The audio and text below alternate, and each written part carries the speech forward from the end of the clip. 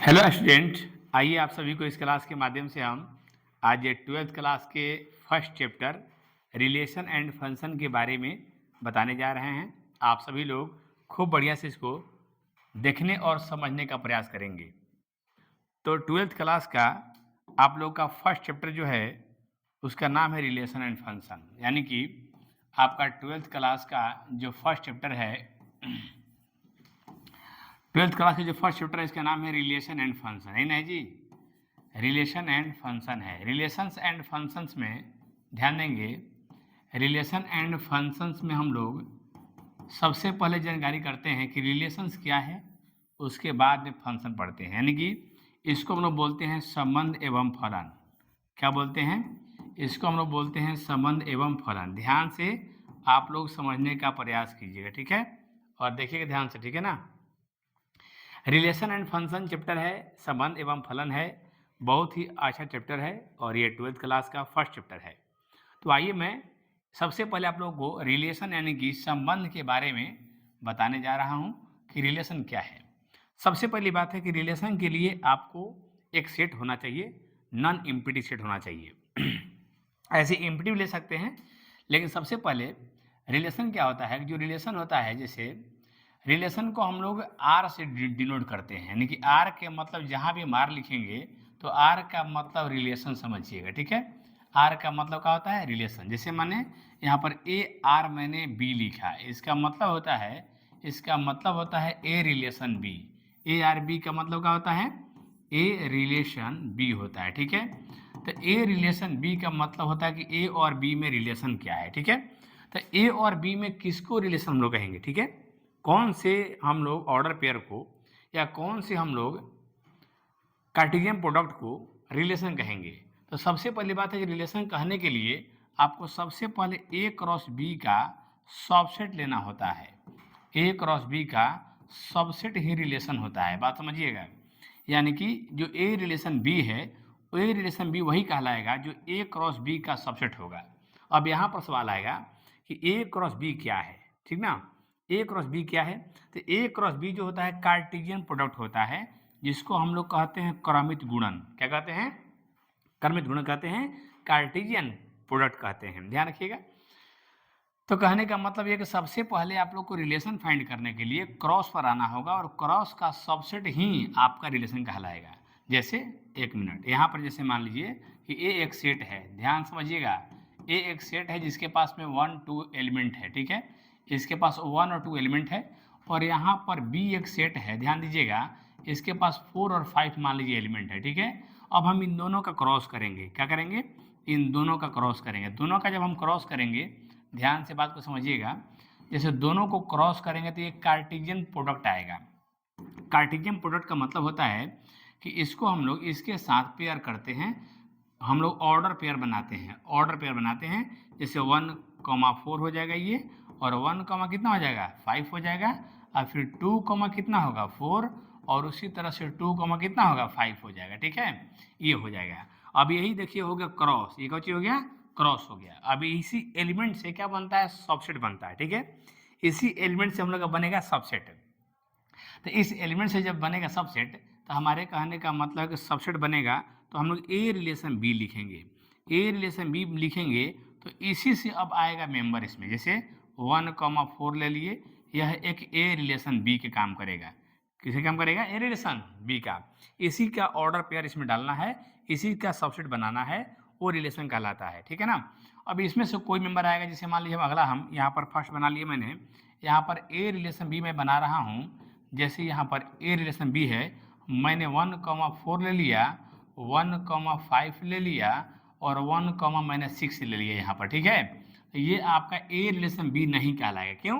क्योंकि इसका देखिए, इसका फर्स्ट मेंबर ए में मैच कर रहा है और सेकंड मेंबर बी में मैच कर रहा है, यानी ये ए रिलेशन बी को बता रहा है, ठीक है, ये ए रिलेशन बी को बता रहा है। इसका भी देखिए, फर्स्ट मेंबर ए में मैच कर रहा है और सेकंड मेंबर बोलिए बी में मैच कर रहा है, ये भी ए रिलेशन बी को बता रहा है। लेकिन इसका देखिएगा, फर्स्ट मेंबर क्या है? ए में मैच कर रहा है, लेकिन इसका सेकंड मेंबर बी में मैच नहीं कर रहा है, ये ए रिलेशन बी को नहीं बता रहा है। तो सारे के सारे ऑर्डर पेयर क्या ए रिलेशन बी को बताना चाहिए। इसका फर्स्ट एलिमेंट ए में होना चाहिए और सेकंड एलिमेंट क्या होना चाहिए, बी में होना चाहिए। अगर है तो ए रिलेशन बी को बताएगा, अगर नहीं है, कोई भी ऑर्डर पेयर अगर मिस कर गया तो ए रिलेशन बी को नहीं बताएगा। यानी कि ये जो मैंने लिखा है, ये ए नॉट रिलेशन बी है, ए नॉट रिलेशन क्या है, बी है। तो आप रिलेशन के बारे में जान गए होंगे कि किसी भी सेट का आपको रिलेशन तैयार करना है तो सबसे पहले उसका क्रॉस लेना होगा और क्रॉस से जो सबसेट बनाइएगा वही रिलेशन कहलाएगा। ठीक है, अब देखिए अब यहाँ पर बात यह आ रहा है कि किसी सेट पर कितना रिलेशन बनेगा, किसी सेट पर कितना रिलेशन तैयार होगा, किसी समुच्चय पर कितना संबंध बनेगा। ठीक है, आइए आप लोग समझिएगा बढ़िया से।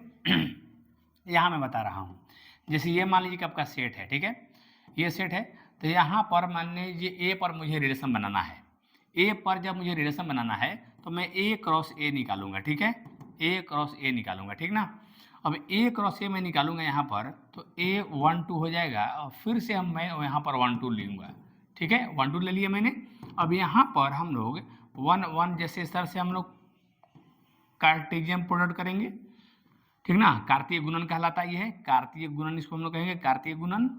अब यहाँ पर ये जैसे 1 1 बन गया, 1 2 बनेगा ना, 1 2 बनेगा, फिर उसी तरह से आपको 2 1 बनेगा और उसी तरह से 2 2 बनेगा। ठीक है, अब इस पर हमको रिलेशन बनाना है ए रिलेशन ए। ठीक है, ए पर कितना रिलेशन बनेगा इसको हम लोग कहेंगे ए रिलेशन ए कहेंगे। ठीक है, ए रिलेशन ए जो हम लोग कहेंगे, तो इसमें से देखिए ए रिलेशन ए के लिए क्या होगा, इसी में से मैं मेंबर को लिखूंगा। ठीक है, इसी में से मैं मेंबर को लिखूंगा। ए रिलेशन ए के लिए इसी में से किसी मेंबर को मैं लिखूंगा।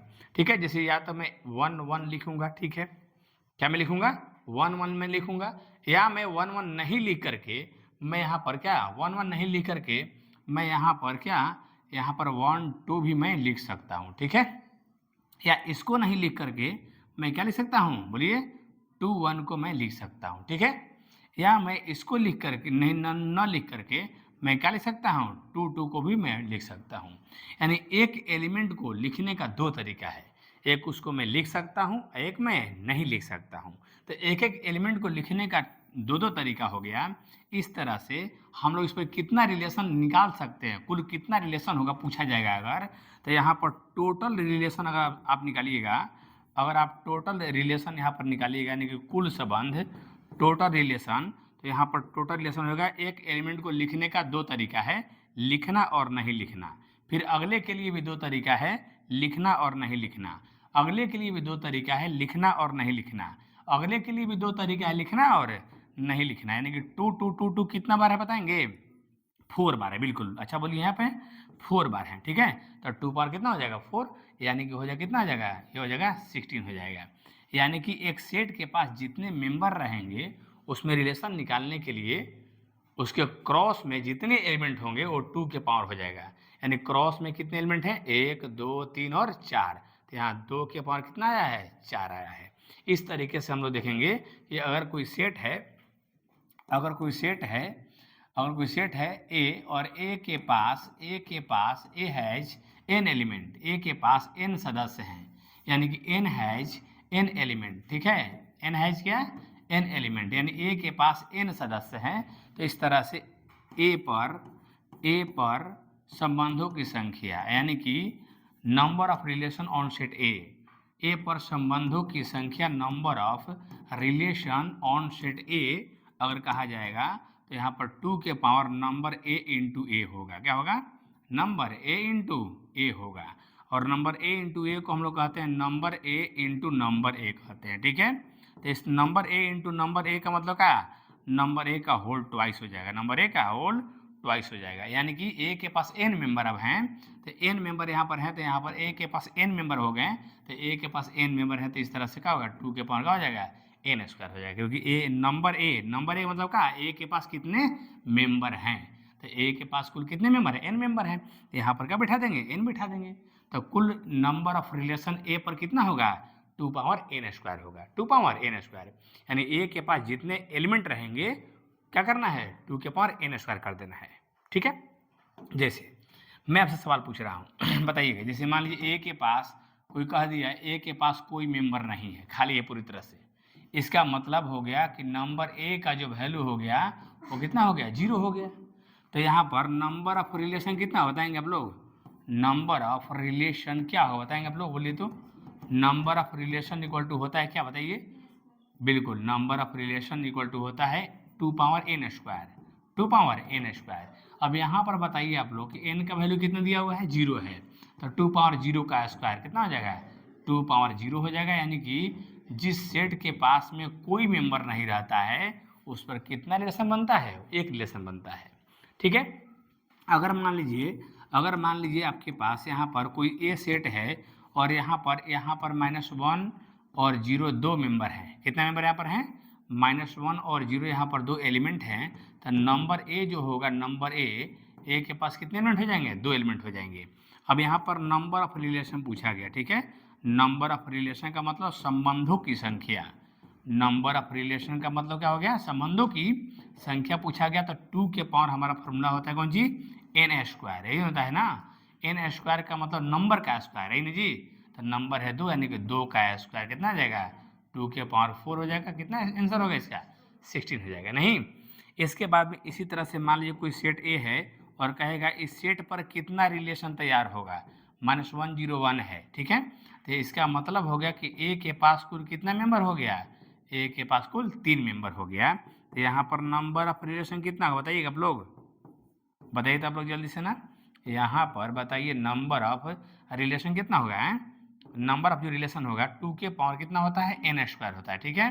तो कितना है बताएंगे, हाँ 2 पावर 3 का स्क्वायर, तो 3 का स्क्वायर कितना होता है 9, और 2 के पावर 9 का वैल्यू होता है कितना, 512 होता है, ठीक है।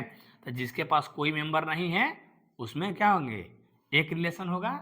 जिसके पास दो मेंबर है उस पर कितना रिलेशन बनेगा, 16 रिलेशन बनेगा। और जिसके पास 3 मेंबर होगा उसमें 512 रिलेशन तैयार होगा।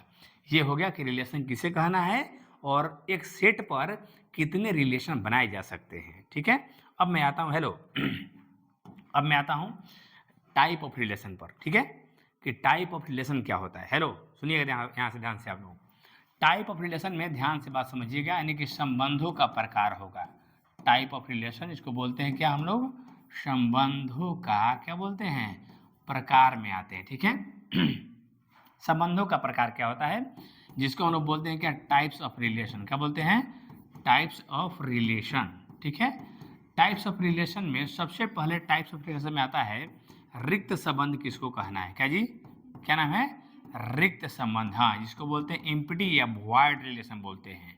क्या बोलते हैं, इम्प्टी या क्या बोलते हैं, वॉइड रिलेशन, यानी कि इसका नाम है इम्प्टी रिलेशन। क्या नाम है भाई, इसका नाम है इम्प्टी रिलेशन। आइए, तो इम्प्टी रिलेशन क्या है इसके बारे में आप लोग जानिए कि इम्प्टी रिलेशन क्या है, ठीक है। तो इम्प्टी रिलेशन उसको कहना है इम्प्टी रिलेशन उसको कहना है जब A क्रॉस B का कोई भी उप समुच्चय उसमें नहीं आएगा, ठीक है। A क्रॉस B का कोई उप समुच्चय नहीं आएगा जिसमें A क्रॉस B का कोई नहीं आएगा, यानी कि जिस सेट में, जिसमें ध्यान रखिएगा, जिसमें A क्रॉस B पर बनेगा, हाँ, नहीं तो A क्रॉस का बनेगा A पर, जिसमें A क्रॉस B या A क्रॉस A का कोई सदस्य नहीं आता है, कोई एलिमेंट नहीं आएगा, यानी कि क्रॉस का कोई एलिमेंट नहीं आएगा, ठीक है, कोई सदस्य नहीं आता है। ध्यान से बात समझिएगा, कोई सदस्य नहीं होता है, यानी कि इम्प्टी रिलेशन उसको बोलना है जिसमें A क्रॉस B का या A क्रॉस A का कोई भी एलिमेंट एंट्री नहीं होगा, उसको क्या कहना है, उसको कहना है इम्प्टी रिलेशन या वॉइड रिलेशन, ठीक है ना। आइए बात समझिएगा बढ़िया से। यानी कि इम्प्टी रिलेशन किसको कहना है, बात समझिएगा। जैसे मान लीजिए कि A यहाँ पर कितना है, A यहाँ पर है 1 और क्या है 2 है, ठीक है, 1 और 2 है। हमारा रिलेशन बनेगा A पर, जैसे रिलेशन बनाना है तो A क्रॉस A से बनता है, इससे बनता है ना, रिलेशन किससे बनता है बोलिए, A क्रॉस A से बनता है। तो A क्रॉस A करेंगे तो क्या मिलेगा बताइए तो, 1 1 मिलेगा ही ना, फिर 1 2 मिलेगा। ऐसे हम लोग क्या करते हैं पता है ना, ये कार्टेशियन प्रोडक्ट है, कार्तीय गुणन कहलाता है। तो बोलिए 2 इंटू कितना हो जाएगा 1, और फिर 2 इंटू कितना होगा 2, ही मैंने क्रॉस निकाल लिया। अब इस पर मैं रिलेशन लिखूंगा, जैसे r इक्वल टू मैंने यहाँ पर लिख दिया कि x, y दो एलिमेंट रखना है जिसमें x प्लस वाई को प्लस करके आपको लाना है क्या, 10 लाना है। क्या लाना है, 10 लाना है, ठीक है। और एक्स वाई दोनों कहाँ से होना चाहिए, साथ में एक्स और वाई दोनों बिलोंग्स करें कहाँ से, ए से बी। ए अभी ए सेट है ना, यहाँ बी सेट नहीं है, ठीक है। तो यहाँ पर बताइए कि एक्स वाई को ए से बिलोंग्स करना है और ऐसा लाना है जो कि दोनों को प्लस करके क्या हो जाएगा, दोनों को प्लस करके बोलिए 10 आना चाहिए, ठीक है। तो क्या कोई है इसमें पेयर जिसको दोनों को प्लस करने से 10 आ जाएगा, हैं, नहीं है। यानी कि हाईएस्ट इसमें 4 आने वाला है, हैं। तो इस तरह से 10 लाना हमको प्लस करके, 10 तो आएगा नहीं, इसलिए यह किसका एग्जाम्पल है, यह आपका किसका एग्जाम्पल है, इम्पिटी रिलेशन का एग्जाम्पल है, ये एक रिक्त संबंध का एग्जाम्पल है ना। जैसे मैं दूसरा एग्जाम्पल दे रहा हूँ, यहाँ समझिएगा, दूसरा एग्जाम्पल मैं आपको दे रहा हूँ, ध्यान से समझिएगा आप लोग। जैसे हम कहेंगे कि x और यहाँ पर y है और यहाँ पर x और y को मल्टीप्लाई करके करके 2 लाना है, क्या लाना है, 2 ले आना है, ऐसा रिलेशन दे दिया। तो क्या इसके आधार पर कोई है ऐसा ऑर्डर पेयर इसके जैसा जिसको मल्टीप्लाई करेंगे तो कितना आ जाएगा, 2 आ जाएगा। देखिए यह है नहीं, 2 1 जा 2, आइयो 2 1 जा 2, यहाँ से भी 2 आने वाला है, यहाँ से भी। तो इसके अकॉर्डिंग आपको 2 एलिमेंट यहाँ पर आ रहे हैं। तो 2 एलिमेंट आ रहे हैं, तो ये एग्जाम्पल इम्पिटी का नहीं है, ये एग्जाम्पल इम्पिटी का नहीं है, क्योंकि इसके अकॉर्डिंग इसमें से 2 ऑर्डर पेयर आ रहे हैं, ठीक है। तो इम्पिटी उसको बोलना है जिसमें कोई ऑर्डर पेयर नहीं आएगा, ठीक है। तो एग्जाम में अगर आएगा which of the following relation are empty relation, क्या आप कर देंगे आराम से, कोई दिक्कत नहीं है। क्या मिला लेना है कि ए क्रॉस ए का कोई भी मेंबर इसमें आ रहा है कि नहीं आ रहा है, ठीक है। अगर एक भी आ गया तो इम्पिटी नहीं होगा, वह रिक्त संबंध नहीं कहलाएगा।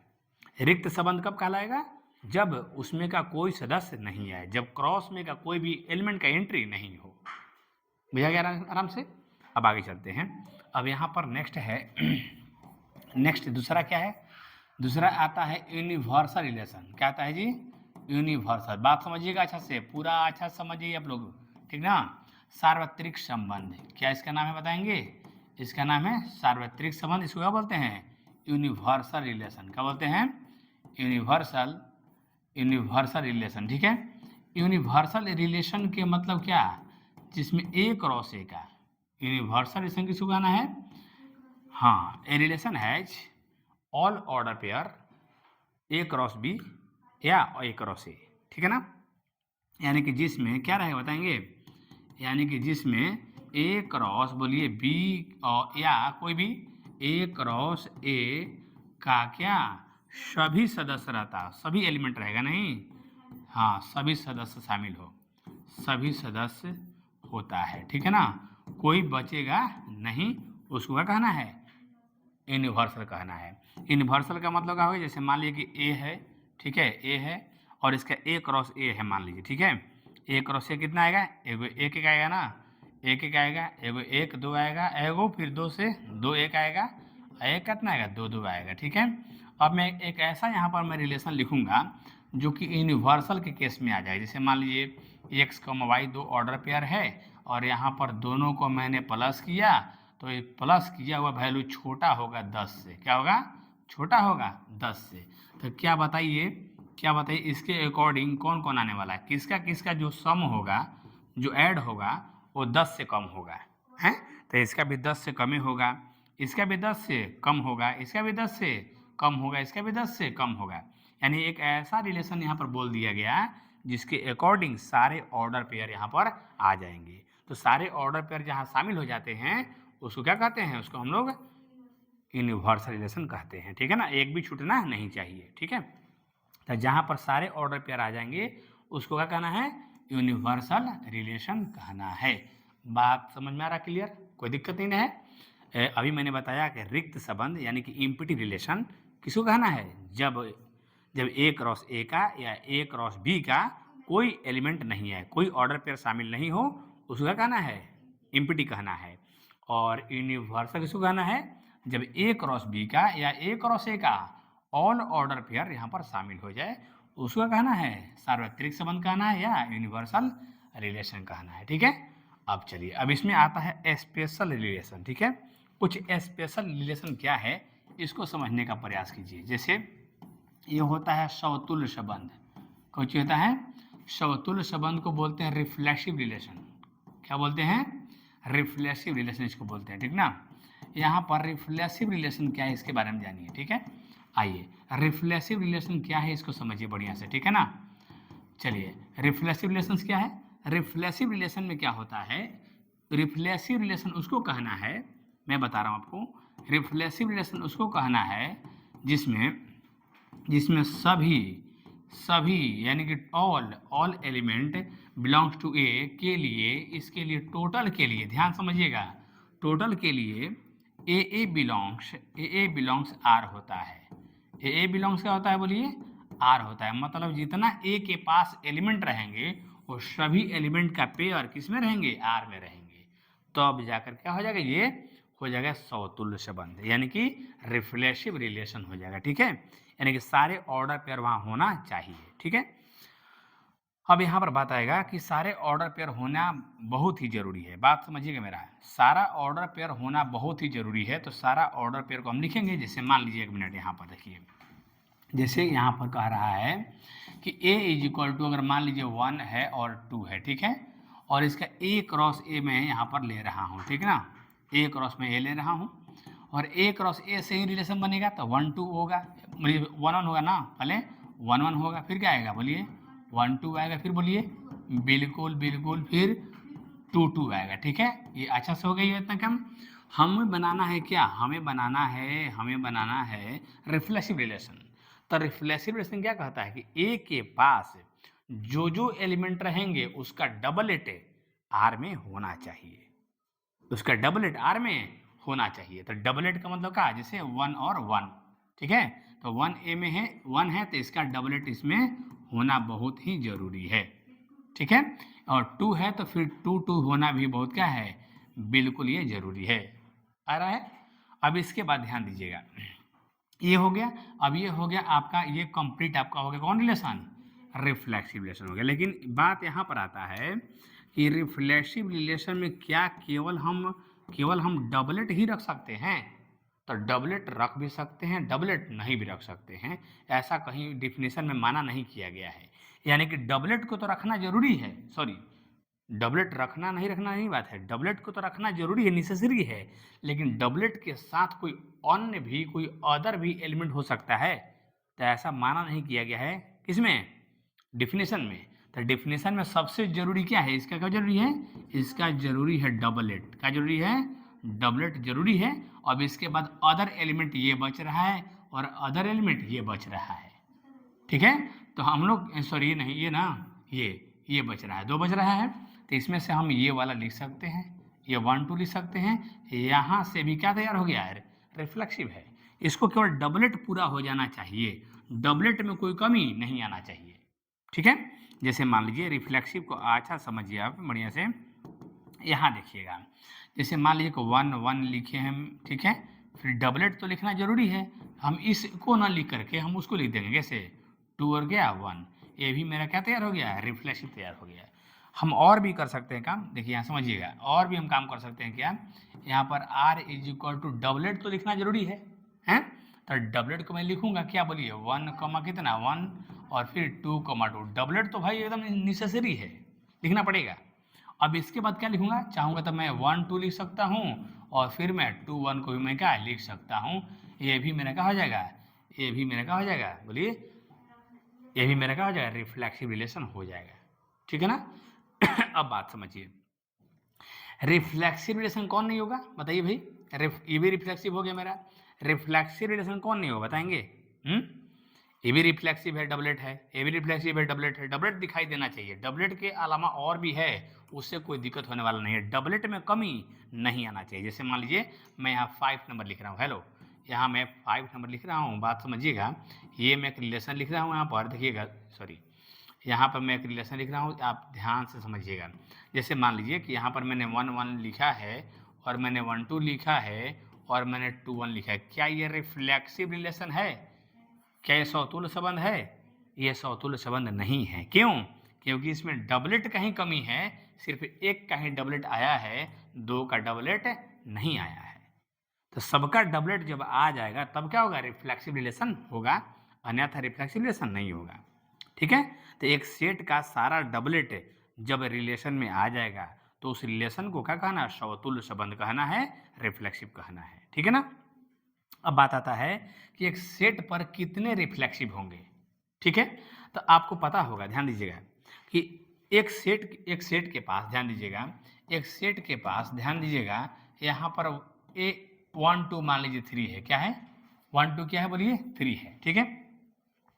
1 2 3 है, इतना ही से सोचिए कि इसमें कितने डबलेट होंगे, इसमें सिर्फ 3 डबलेट होंगे, कितना 1 1 होंगे, एक 2 2 बोलिए, एक 1 1 होंगे, एक बोलिए 2 2 होंगे, 2 2 होंगे, और एक क्या बोलिए 3 3 होंगे, नहीं 3 3 होंगे, ये 3 डबलेट होंगे। तो डबलेट को तो लिखना पड़ेगा हमको, उसको तो लिखना पड़ेगा। अब डिफरेंट टाइप का हमको रिफ्लेक्सिव बनाना है, मैंने मेरा कहने का मतलब है कि एक सेट पर कितने रिफ्लेक्सिव रिलेशन हो सकते हैं, ये मेरा मानना है। तो एक सेट पर कितने रिफ्लेक्सिव रिलेशन की जब बात करनी है हमको है, तो डबलेट तो लिखना जरूरी है, और इसके बाद में जो अदर एलिमेंट लिखेंगे तो रिफ्लेक्सिव का नंबर बढ़ते जाएगा। इतना लिख के छोड़ेंगे, रिफ्लेक्सिव नंबर 1 हो गया, फिर ये लिख के छोड़ेंगे, रिफ्लेक्सिव नंबर 2 हो गया, फिर इसको हटाकर बोलिए क्या 1 3 लिख देंगे, क्या रिफ्लेक्सिव नंबर 3 हो गया, फिर इसको हटाकर क्या लिखेंगे 2 3 लिख देंगे, 2 3 लिख देंगे तो क्या ये रिफ्लेक्सिव नंबर 4 हो जाएगा। इस तरह से बढ़ते जाएगा। तो एक सेट पर कुल कितने मेंबर होते हैं इसके क्रॉस में, तो ए क्रॉस ए जब निकालिएगा तो कुल मेंबर कितने होंगे, इसमें मान लीजिए 3 मेंबर हैं, तो कुल मेंबर होंगे 3 इंटू 3 कितने होंगे 9 मेंबर होंगे, और 9 मेंबर में से इसका डबलेट कितना होंगे 3 होंगे। 9 में से कितना डबलेट होंगे बोलिए 3 होंगे, तो यहाँ से 9 में से 3 को माइनस कर देंगे तो कितना बचेगा 6 बचेगा। तो 6 से ही ना अब अदर बनेगा, ये तो लिखना जरूरी है मेरा 3, ये तो डबलेट लिखना जरूरी है। अब जो 6 बचा इसी को ना लिखेंगे नहीं लिखेंगे, लिखेंगे नहीं लिखेंगे, ही ना है। तो कहने का मेरा मतलब है कि एक सेट के पास जैसे नंबर बढ़ते जाएगा, 3 है, मान लीजिए धीरे धीरे बढ़ते गया, कहाँ चला गया n पर चला गया, क्या चला गया बोलिए n पर चला गया ये, ठीक है। अब इसके पास क्रॉस में कितने एलिमेंट हो जाएंगे बताइए, अब इसके पास क्रॉस में हो जाएंगे तो बताइए, अब इसके पास क्रॉस में हो जाएंगे n इंटू में n एलिमेंट, क्या होंगे बोलिए बिल्कुल n इंटू में n एलिमेंट कितने हो जाएंगे n स्क्वायर, टोटल हो जाएंगे n एलिमेंट, और इसके पास डबलेट कितने होंगे, जितना नंबर उतना ही डबलेट, तो कितना डबलेट हो जाएंगे, इसके पास डबलेट हो जाएंगे कितना 1 1 2 2 3 3 करते करते इसके पास टोटल डबलेट, इसके पास टोटल डबलेट हो जाएंगे कितना n हो जाएंगे ना, पूरे n ना, n जैसे 1 है तो 1 1 बन गया, 2 से 2 2 बन गया, 3 से 3 बन गया, ऐसे एक एक से एक बनते जाएगा। तो कुल कितना होंगे टोटल डबलेट n होंगे। हाँ, और रिमेनिंग कितने होंगे, रिमेनिंग के लिए क्या करेंगे बोलिए, रिमेनिंग के लिए n स्क्वायर माइनस का n, ये हो गया हमारा रिमेनिंग एलिमेंट। अब इसी से ना तैयार होगा अलग अलग रिफ्लेक्सिव, तो इसी से तैयार होगा तो इसको लिखेंगे नहीं लिखेंगे, लिखेंगे, और तो रिफ्लेक्सिव की जो संख्या होता है नंबर ऑफ रिफ्लेक्सिव रिलेशन, यानी कि समतुल्य संबंधों की संख्या बोलिए, यानी कि समतुल्य संबंधों की संख्या, समतुल्य संबंधों की संख्या यानी कि reflexive number of reflexive relation, संबंध की संख्या कितना होगा बताइए, बताइएगा बिल्कुल बिल्कुल, लिखेंगे नहीं लिखेंगे, मैंने 2 तरीका हो गया, तो यहाँ पर 2 इंटू में क्या n square minus n square minus n। अब बात आएगा, ये फार्मूला हो गया रिफ्लेक्सिव रिलेशन निकालने का, ठीक है। तो यहाँ से अब बताइए आप कि a के पास मान लीजिए एक एलिमेंट है, कितना एलिमेंट है, कोई एक एलिमेंट है इसके पास, मान लीजिए इसके पास एक एलिमेंट हो गया, ठीक है, इसके पास कितना एलिमेंट हो गया एक एलिमेंट हो गया। तो a के पास जब एक एलिमेंट है, सॉरी a के पास जब एक एलिमेंट है, तो बताया जाए इसके पास नंबर a इक्वल टू जब यहाँ पर 1 है तो इस पर कितने रिफ्लेक्सिव बनेंगे, तो इस पर कितने रिफ्लेक्सिव बनेंगे, तो number of reflexive relation, number of reflexive relation is equal to क्या होगा 2 power n square minus n, तो यहाँ 1 है तो क्या हो जाए बताइए, 1 है तो 2 पावर 1 स्क्वायर माइनस 1, यानी 2 पावर 0 कितना होंगे एक रिफ्लेक्सिव बनेगा, सिर्फ एक रिफ्लेक्सिव बनेगा, ठीक है ना। अब यहाँ से देखिएगा एक सेट के पास जैसे मान लीजिए कि यहाँ पर 2 एलिमेंट है, कितने एलिमेंट बोलिए 2 एलिमेंट है, ठीक है। तो यहाँ पर 2 एलिमेंट हैं, तो नंबर ए इक्वल टू 2 हो गया। तो इस पर कितने रिफ्लेक्सिव बनेगा बताइए? नंबर ऑफ रिफ्लेक्सिव रिलेशन बताएंगे। Number of reflexive relation, number of reflexive relation कितना होगा? 2 टू दी पावर का n स्क्वायर माइनस n, नहीं होता है फॉर्मूला ना, n स्क्वायर माइनस n यानी कि 2 के पावर, बोलिए 2 स्क्वायर माइनस में 2, तो 2 के पावर 2 कितना होगा? 4 हो जाएगा। 4 माइनस 2 कितना आएगा? 2 के पावर 2 कितना आएगा? यानी कि 4 रिफ्लेक्सिव बनेगा, जिसके पास 2 मेंबर होंगे। इस तरह से आप बताएंगे कि ए के पास अगर कोई 3 एलिमेंट है, ए के पास कोई 3 एलिमेंट है, तो बताइए इस पर कितने सौतुल्य संबंध बनेंगे? इस पर कितने सौतुल्य संबंध बनेंगे बताइए? बताएंगे कितने बनेंगे बताइए? यानी कि इसके पास Na का मतलब नंबर, इसके पास कितना हो गया? इसके पास 3 एलिमेंट हो गया, ठीक है? इसके पास 3 एलिमेंट हो गया, ध्यान से बात को समझिएगा। 3 एलिमेंट हो गया, तो यहाँ पर अब हम बताएंगे नंबर ऑफ क्या? Number of reflexive relation. Number of, बोलिए, रिफ्लेक्सिव रिलेशन। तो नंबर ऑफ रिफ्लेक्सिव रिलेशन कैसे बनेगा बताएंगे? 2 टू दी पावर कितना? n स्क्वायर माइनस n होता है। तो n स्क्वायर मतलब कितना? 3 का स्क्वायर माइनस 3, तो कितना आएगा? 3 3 जा 9 माइनस 3 कितना आएगा? 2 टू दी पावर 6 का मतलब हो कितना? 64 बनेंगे, ठीक है ना? तो रिफ्लेक्सिव रिलेशन किसको कहना है? आगे पकड़ में बढ़िया से, किसको कहना है भाई? जिस सेट के सारे डबलेट रिलेशन में आ जाना चाहिए, और सारे डबलेट के बाद कोई अगर है तब वो ठीक है, और नहीं है तब भी ठीक है। हाँ, उसको रख सकते हैं, ठीक है ना? तो आपको पकड़ में आ गया कि एक सेट के सारे डबलेट जब रिलेशन में आ जाएंगे तो वह रिफ्लेक्सिव कहलाएगा, यानी कि सौतुल्य संबंध कहलाएगा, ठीक है? और नंबर ऑफ रिफ्लेक्सिव रिलेशन निकालने का यही फॉर्मूला आपको ध्यान पर रखना है, 2 to the power n square minus n, ठीक है? क्लियर हो गया? अब आते हैं, एक आता है आइडेंटिटी रिलेशन, चौथा है ना ये नंबर, ये चौथा तत्समक संबंध आता है, समझिएगा। तो तत्समक संबंध क्या होता है पता है आप लोग को? है तत्समक संबंध क्या होता है बताइए तो? हेलो, तत्समक संबंध का मतलब होता है आइडेंटिटी रिलेशन। क्या नाम है ये? इसका नाम है आइडेंटिटी रिलेशन, ठीक है? आइडेंटिटी रिलेशन के मतलब क्या बताइए तो? आइडेंटिटी रिलेशन में क्या होता है, बोलिए, याद है किसी को? हाँ, बिल्कुल बिल्कुल, जिसमें क्या? जिसमें केवल क्या रहे? जिसमें केवल सभी, बोलिए, सभी ए बिलोंग्स टू ए, यानी कि जितना एलिमेंट है इसके लिए क्या? All order pair A belongs to क्या होता है? आर होता है, नहीं? यानी कि A relation has A belongs to R for all A belongs to A के लिए, यानी कि सभी ए के लिए जितना मेंबर ए के पास होंगे वो सबका डबलेट सिर्फ इसमें होना चाहिए। केवल का मतलब क्या? डबलेट के अलावा और कुछ नहीं होना चाहिए, और डबलेट में कोई तरह का कमी भी नहीं आना चाहिए, क्योंकि सभी का डबलेट यहाँ पर आ जाना चाहिए, है ना? जैसे यहाँ पर मैं बताता हूँ आपको एग्जाम्पल के फॉर्म में। इसे मान लीजिए कि यहाँ पर ए कोई सेट है, ठीक है? ए कौन सी है? 1 और 2 मान लीजिए यहाँ पर क्या है? कोई सेट है, ठीक है? अब इसका डबलेट सी आना चाहिए, यानी कि जो रिलेशन बनेगा सिर्फ डबलेट आना चाहिए। 1 है तो 1 1 आ जाना चाहिए, और 2 है तो बोलिए 2 2 आ जाना चाहिए। ये मेरा हो गया क्या? आइडेंटिटी रिलेशन, ठीक है?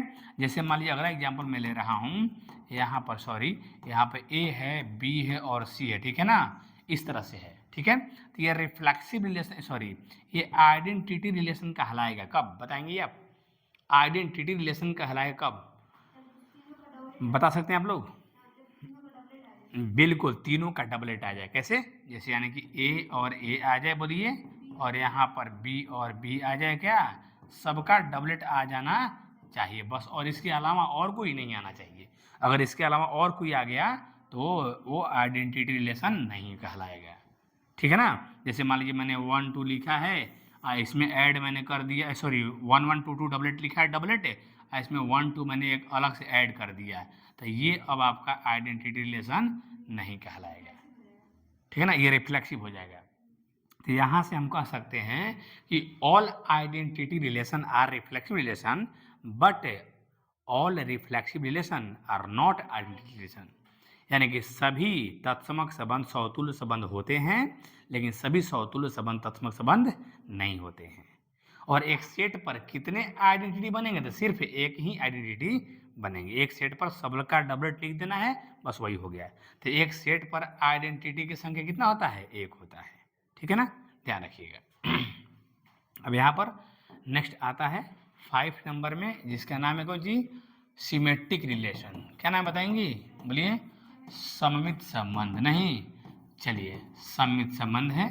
यहाँ पर इसको बोलते हैं क्या, हम लोग बोलते हैं सिमेट्रिक रिलेशन, ठीक है, बात को अच्छा समझिएगा, सिमेट्रिक रिलेशन, ठीक है, यहाँ पर सिमेट्रिक रिलेशन, ठीक है, सिमेट्रिक रिलेशन। तो सिमेट्रिक रिलेशन किसको कहना है, बात समझिएगा, हैं, वैसा रिलेशन, बताइए वैसा रिलेशन, बताएंगे आप लोग, बोलिए, वैसा रिलेशन जिसमें सभी जितने ए कॉमा बी, बोलिए, बिलोंग्स टू आर, जितने ए कॉमा बी बिलोंग्स टू, बोलिए, आर होंगे, सभी के लिए, बोलिए, सभी के लिए क्या, बी ए बिलोंग्स टू का होना चाहिए, आर होना चाहिए, आर होना, यानी कि सभी ऑर्डर पेयर का उल्टा उस रिलेशन में होना चाहिए। अगर रिलेशन में कोई ऑर्डर पेयर आया है तो उसका उल्टा भी उसी रिलेशन में आना चाहिए, ठीक है ना, यानी कि अगर रिलेशन में ए भी आया है तो उस रिलेशन में क्या, बी ए भी आना होगा, तब क्या होगा, वो सिमेट्रिक रिलेशन कहलाएगा, ठीक है ना। आइए यहाँ एग्जाम्पल्स देखिए, ठीक है, जैसे आपके पास यहाँ पर 1 है 2 है, मान लीजिए छोटा एग्जाम्पल लेते हैं 1 2।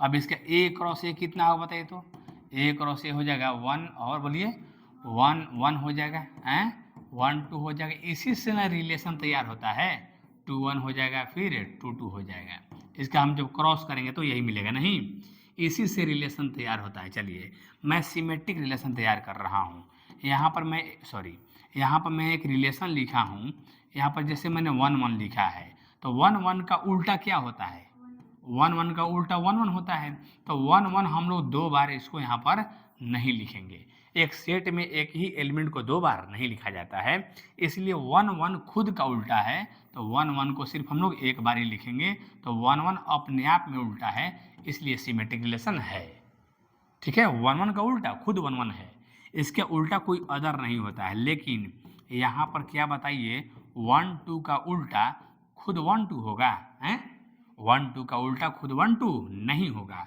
1 2 का उल्टा क्या होगा, 2 1 होगा, तो 1 2 का उल्टा 2 1 भी होना चाहिए, इसीलिए यहाँ पर ये सिमेट्रिक रिलेशन नहीं है। समझ गए ना बढ़िया से, यहाँ पर अच्छा से आप सभी लोग समझिएगा, ठीक ना। यहाँ पर 2 1 है, बताइए, तो 2 1 का उल्टा क्या है, बताइए, 2 1 का उल्टा 1 2 है, तो 2 1 का उल्टा 1 2 यहाँ पर चाहिए, इसीलिए यहाँ पर क्या है, सिमेट्रिक रिलेशन नहीं है, ठीक है ना। सिमेट्रिक रिलेशन कौन होगा, जहाँ पर उल्टा उसका मैच कर जाएगा, जैसे मान लीजिए यहाँ पर 1 2 है और इसका उल्टा 2 1 है, नहीं, तो यहाँ पर देख लीजिए, यहाँ पर प्रत्येक एलिमेंट का, सारे एलिमेंट का उल्टा चाहिए, है ना, तो इसका उल्टा देखिए ये काम कर जाएगा और इसका उल्टा ये काम कर जाएगा, ठीक ना। तो 1 2 का उल्टा 2 1 है और 2 1 का उल्टा 1 2 है, यहाँ सबका उल्टा मैच करके क्या हो जाएगा, ये आपका सिमेट्रिक रिलेशन हो जाएगा, ठीक है। अब यहाँ मैं आता हूँ, ध्यान दीजिएगा, यहाँ पर आपका एग्जाम्पल मैं लेता हूँ, जैसे 1 1 है और यहाँ पर 1 1 है और यहाँ पर 2 2 है और यहाँ पर 1 2 है, क्या ये सिमेट्रिक रिलेशन है, बोलिए, क्या ये सिमेट्रिक रिलेशन है, ये सिमेट्रिक रिलेशन नहीं है, क्योंकि 1 1 का उल्टा तो अपने आप में हो जाएगा, ये तो हो जाएगा, इसका उल्टा अपने आप में हो जाएगा, लेकिन इसका उल्टा अपने आप में नहीं होगा, इसलिए पूरा रिलेशन ये सिमेट्रिक रिलेशन नहीं होगा, ठीक है। अब मैं आपको बताता हूँ कि एक सेट पर कितना सिमेट्रिक रिलेशन हो सकता है, एक सेट पर कितना सिमेट्रिक रिलेशन हम डिफाइन कर सकते हैं, यानी एक समुच्चय पर कितना सममित संबंध परिभाषित होता है, ठीक है। आइए मैं यहाँ बताता हूँ आपको, समझिएगा, जैसे एक सेट है, इसके पास 1 2 3 करके n एलिमेंट है, कितने एलिमेंट हैं, n एलिमेंट है ना। अब इसको हम जब क्रॉस करेंगे तो कितना एलिमेंट मिलेगा, इसके क्रॉस में एलिमेंट कितना मिलेगा, तो n इंटू n कितना मिलेगा, n², ठीक है। इसमें से डबलेट कितने होंगे बताइए, इसमें से डबलेट कितना होंगे, तो डबलेट जितना एलिमेंट हो उतना होंगे, जैसे 1 है तो 1 1 होगा, 2 होगा, 2 है तो 2 2 होगा, तो इसमें जो डबलेट एलिमेंट होंगे वो कितना होंगे, हाँ, इसका डबलेट एलिमेंट n होगा, नहीं, इसका डबलेट एलिमेंट n होगा, तो यहाँ पर रिमेंडिंग एलिमेंट कितना होगा, रिमेंडिंग एलिमेंट होगा कितना, n² माइनस क्या होगा, n, तो ये वाला हो गया मेरा डबलेट वाला, और ये रिमेनिंग हो गया जो बच गया वो वाला हो गया, ठीक है। तो अगर मैं यहाँ पर अगर मैं यहाँ पर ध्यान दीजिएगा, अगर मैं यहाँ पर डबलेट को लिखता हूँ तो भी सिमेट्रिक हो जाएगा, हो जाएगा ना। और अगर मैं इसमें से सबका उल्टा बना बना के लिखता हूँ तो भी क्या हो जाएगा, सिमेट्रिक हो जाएगा। तो यहाँ पर सबसे सिमेट्रिक के लिए आप डबलेट लिखिएगा। अगर 2 के डबलेट क्या, आपको कोई डबलेट मान लीजिए मिल गया, 1 1 मिल गया, तो 1 1 को हम लिख भी सकते हैं और क्या नहीं भी लिख सकते हैं। 2 2 मिल गया तो 2 2 को लिख भी सकते हैं और क्या नहीं भी लिख सकते हैं, ठीक है। वहाँ से सिमेट्रिक हो जाएगा, ठीक है।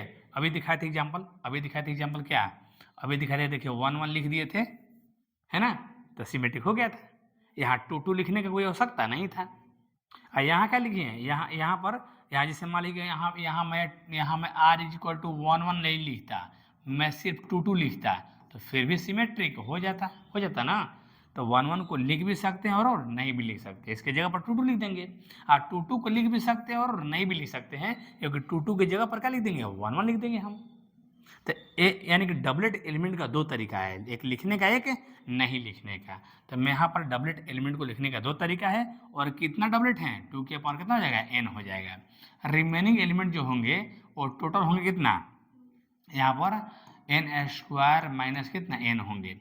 लेकिन इसमें वो बात नहीं है, इसमें आपको एक एलिमेंट लिखिएगा सिंगल वाला, जैसे a भी लिखिएगा तो उसके साथ ये लिखना ही पड़ेगा।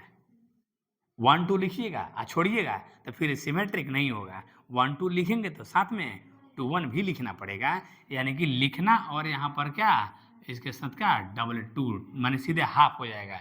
यानी कि 1 2 लिखेंगे तो क्या 2 1 साथ अपने खींचा जाएगा वो, तो जो मैंने गिनती 4 किया वो सीधे 2 हो जाएगा, जो गिनती 10 लाया है वो सीधे 5 हो जाएगा, क्योंकि एक अपने आप आ जाएगा उससे जुड़ा वाला ना, नहीं आएगा तो फिर होगा नहीं।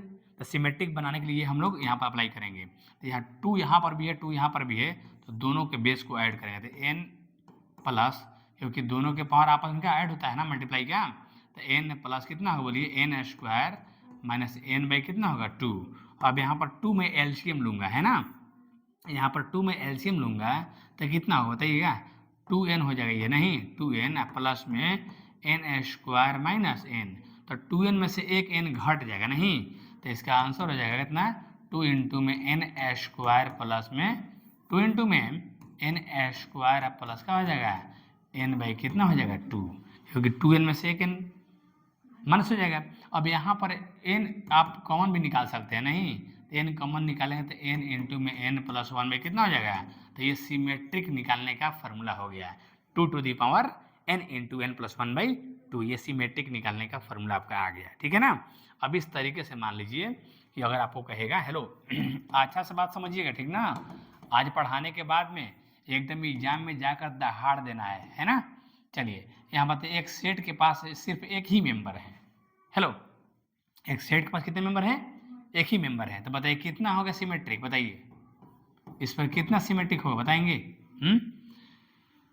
बोलिए, नंबर ऑफ सिमेट्रिक रिलेशन, यानी कि सममित संबंध की संख्या क्या होगा, नंबर ऑफ सिमेट्रिक रिलेशन, बोलिए, तो नंबर ऑफ सिमेट्रिक रिलेशन यानी कि सममित संबंधों की संख्या क्या होगा, तो 2 टू दी पावर बोलिए n इंटू में n प्लस 1 बाई 2 लगा देना है, यानी 2 टू दी पावर 1 इंटू में 1 प्लस 1 बाई 2 लगा देना है, तो 2 टू दी पावर 1 इंटू में 2 बाई कितना हो जाएगा 2, 2 2 कट जाएगा, 2 टू दी पावर 1 में कितना होगा, यहाँ पर क्या बोलिए, यहाँ पर 2 सिमेट्रिक होगा। n एक सेट पर एक मेंबर है तो उस पर कितने सिमेट्रिक होंगे, 2 सिमेट्रिक होंगे, है ना।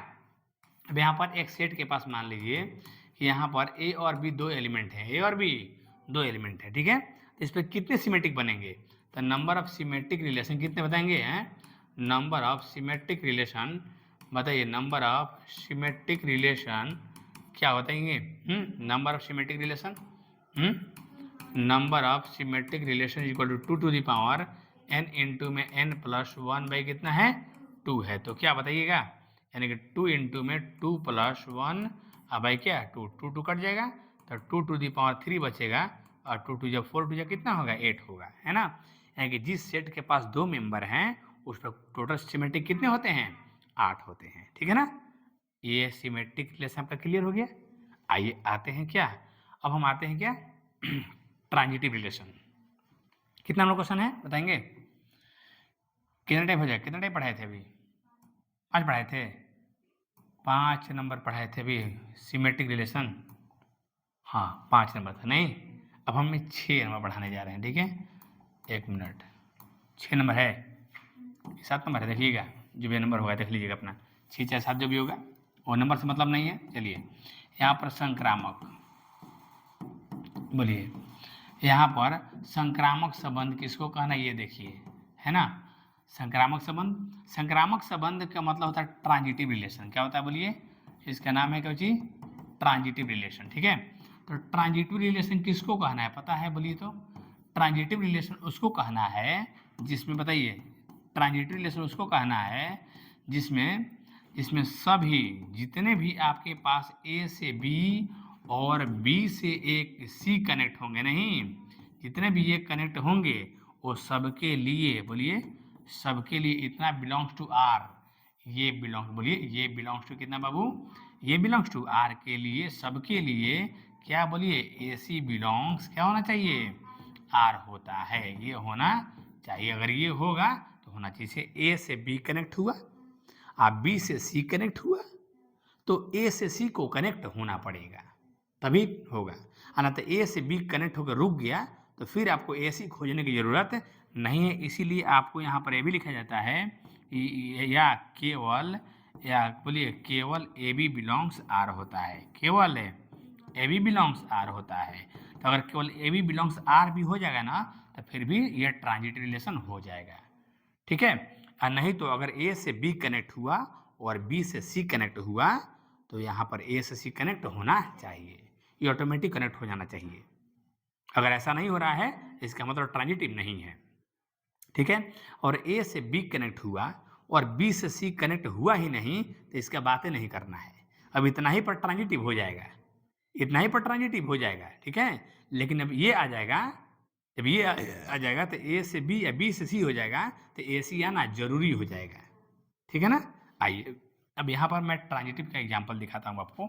जैसे मान लीजिए हेलो, यहाँ देखिए जैसे 1 और 2 मान लीजिए इसके पास एलिमेंट है ना, 1 2 आपके पास एलिमेंट है और यहाँ से मान लीजिए हमने क्रॉस निकाला है, ए क्रॉस ए मैंने निकाला है, तो ए क्रॉस ए मैंने निकाला है तो क्या है बताइएगा, बोलिए 1 1 हो जाएगा, बोलिए भाई 1 1 हो जाएगा, और 1 2 हो जाएगा, बोलिए आगे 1 1 हो जाएगा, 1 2 हो जाएगा, आगे बोलिए बिल्कुल बिल्कुल 2 1 हो जाएगा और फिर 2 2 हो जाएगा, नहीं 2 2 हो जाएगा, ठीक है। इतना मेरा क्या हो गया, क्रॉस हो गया ये, ठीक है। अब इसी से रिलेशन तैयार होगा, ठीक है।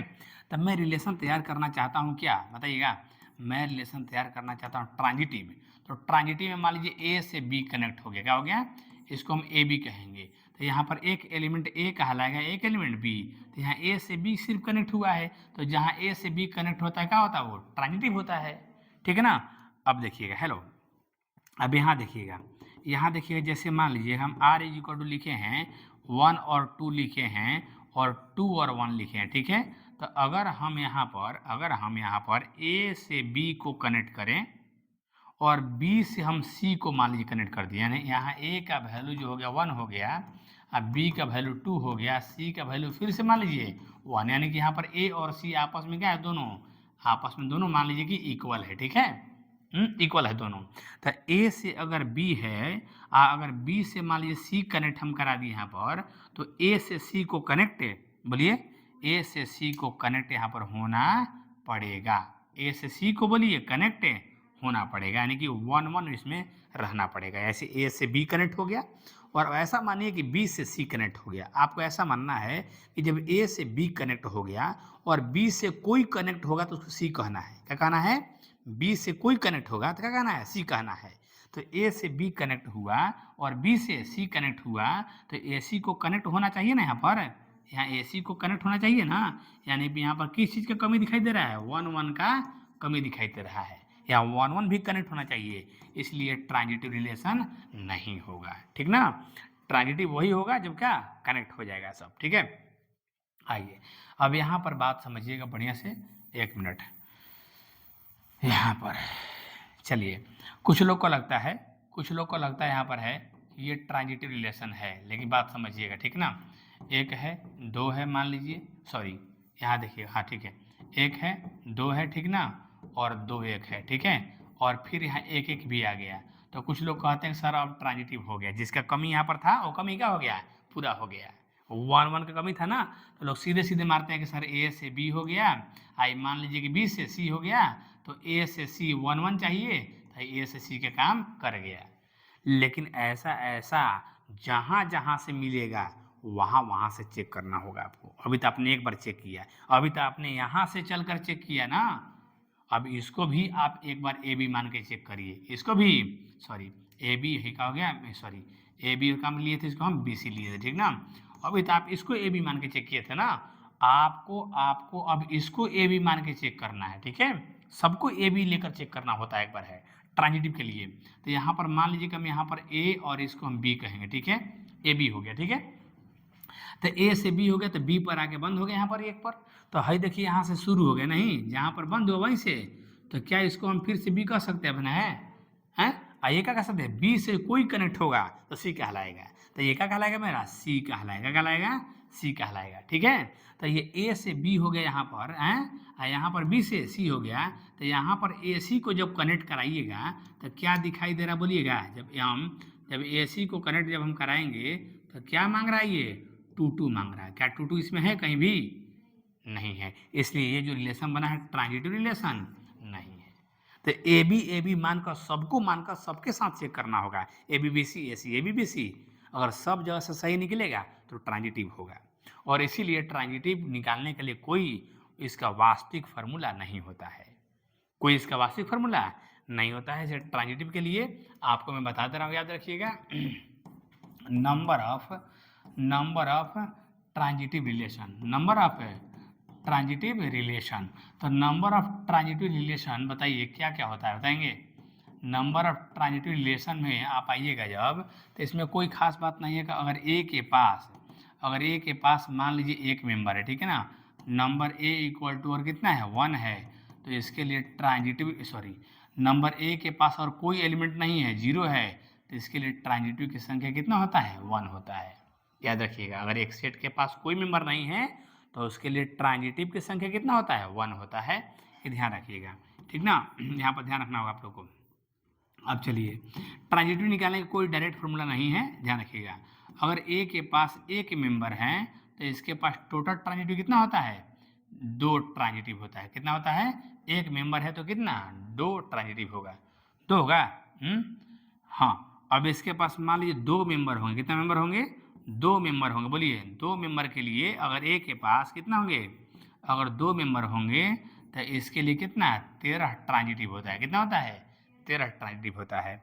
और इसके लिए जब 3 होंगे, बोलिए 3 होंगे, जब 3 होंगे तो कितना ट्रांजिटिव होगा बताइए, बिल्कुल 3 के लिए होता है, 3 के लिए होता है 171 होता है क्या, ट्रांजिटिव निकालना है कोई वास्तविक फार्मूला नहीं है। 2 3 तक, 3 तक कम से कम याद रखिएगा, सॉरी नंबर ए लिख रहे हैं यहाँ पर ना, नंबर ए इक्वल टू 3 है, और यहाँ भी नंबर ए इक्वल टू कितना 4 है। तो ट्रांजिटिव निकालने के लिए कम से कम 3 तक याद रखना है, बाकी ज़्यादा याद रखने की ज़रूरत नहीं। 4 के लिए कितना होता है, हाँ 39 से 91, 39 94 होता है, ध्यान रखिएगा, 91 उसको 94 कर लीजिएगा, 39 94 होता है, ठीक ना। 4 के लिए क्या होता है, 39 और 94 होता है, ठीक ना। तो यहाँ से ट्रांजिटिव निकालने का कोई वास्तविक फार्मूला नहीं है, ध्यान पर रखिएगा कि ट्रांजिटिव के लिए ये फार्मूला होता है, ठीक है ना। अब आता है, सॉरी ये हो गया, अब ये 6 था ना, ये 6 था, तो 7वां में आपका आ जाता है क्या, तुल्यता। नाम सुने हैं, कहो जी है, तुल्यता संबंध, बहुत सुंदर। हाँ, इक्विवेलेंस नहीं, तो तुल्यता संबंध में क्या होता है, इक्विवेलेंस। बोलिए, तो तुल्यता संबंध किसको कहना है, बोलिए इक्विवेलेंस, बोलिएगा, बोलिए इक्विवेलेंस रिलेशन।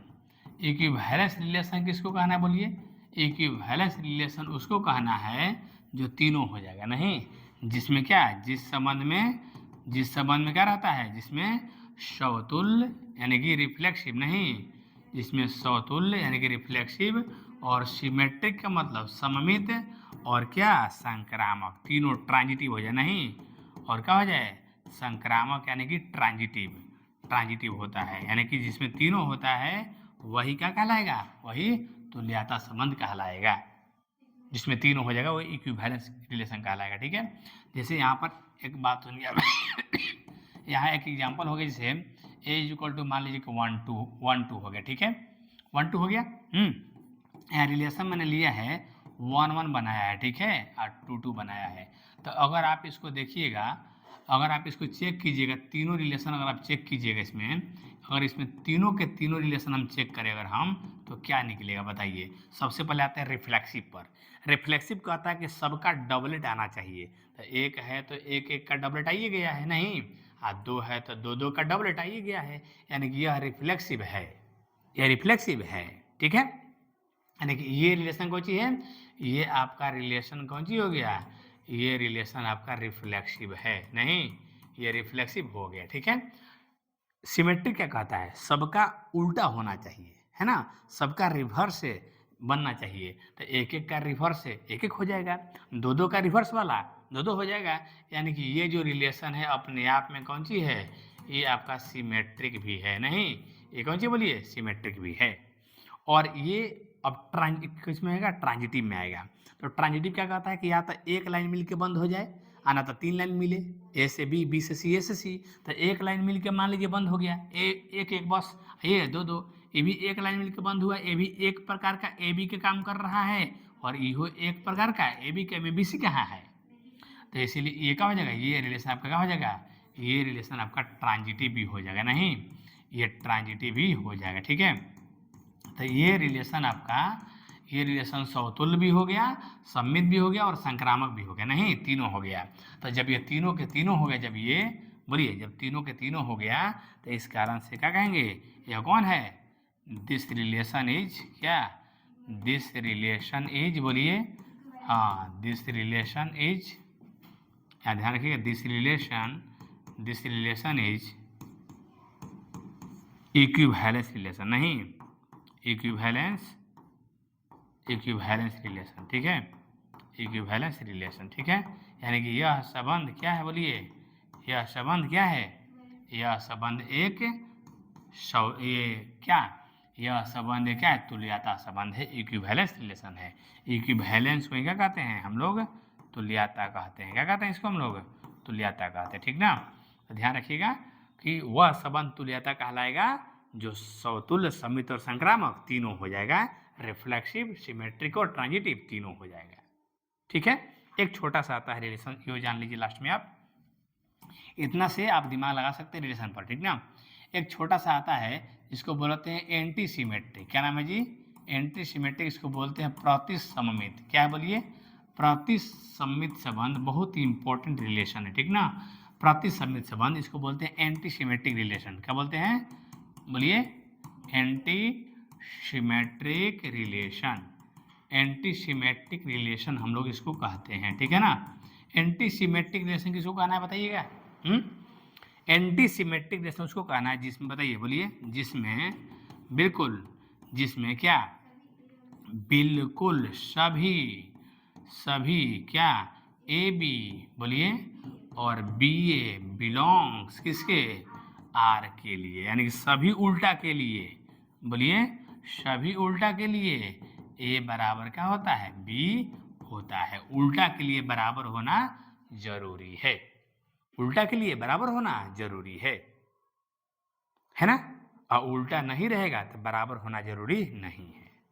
अगर उल्टा नहीं है, यानी कि यहाँ एक और डेफिनेशन आ जाएगा कि ए बी, यहाँ पर अगर मान लीजिए कि ए बी बिलोंग्स आर है, सिर्फ ए बी बिलोंग्स आर, और वहाँ पर बोलिए B A not belongs R है, तब उस समय A not equal to B होता है, ए नॉट इक्वल टू, बोलिए, बी होता है। यानी कि जब उल्टा नहीं है तो बराबर होना जरूरी नहीं है।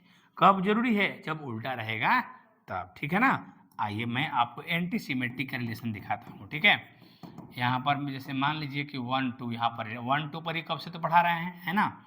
अब यहाँ पर जैसे रिलेशन में बनाया हो, जैसे मान लीजिए 1 1 बनाया है, तो 1 1 का उल्टा तो 1 1 ही हो जाता है, नहीं, 1 1 का उल्टा क्या हो जाता है, 1 1 हो जाता है। इसलिए आपका इसका उल्टा आपस में है, और ये आपस में क्या है, बराबर भी है, नहीं, 1 = 1 है, इस कारण से ये कौन सी हो जाएगा, एंटी सिमेट्रिक हो जाएगा। ये क्या हो जाएगा बोलिए, एंटी सिमेट्रिक हो जाएगा, ठीक है ना, ध्यान समझिएगा। यहाँ पर अब मान लीजिए कि आपका r इज इक्वल टू, यहाँ पर मैंने लिखा है 1 2 लिखा है, सिर्फ क्या लिखा मैंने 1 2 लिखा है, तो ये तो सिर्फ ए बी का काम कर रहा है। ये किसके काम कर रहा है बोलिए, ए बी के काम कर रहा है।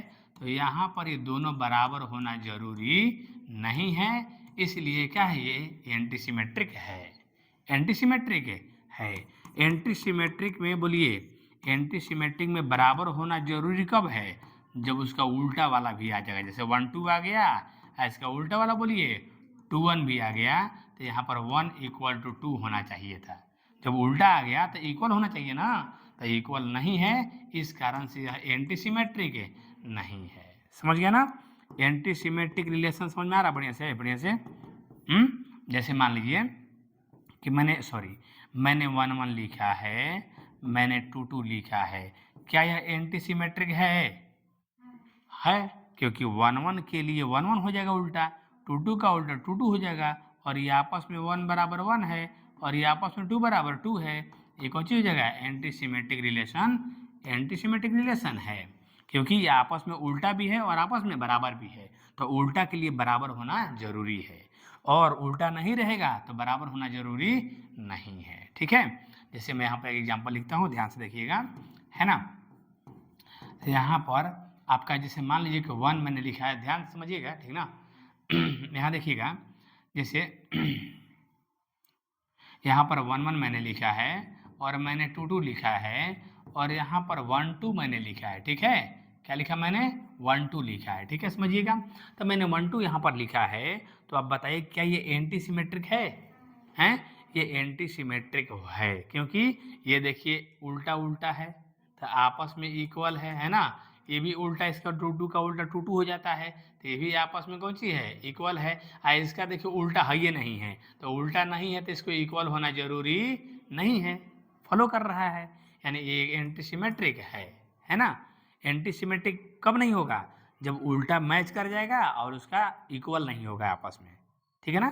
तो आई होप कि आपका ये रिलेशन जो टॉपिक है ये कंप्लीट हो गया होगा, है ना। रिलेशन से कोई क्वेश्चन आएगा तो आप लोग बना सकते हैं। आज इतना ही तक, अगर इस तरह का आपको और क्लास चाहिए तो आप कमेंट करेंगे सब लोग, तो मैं इस तरह का और क्लास आपको दूंगा। जय हिंद, जय भारत। चलिए।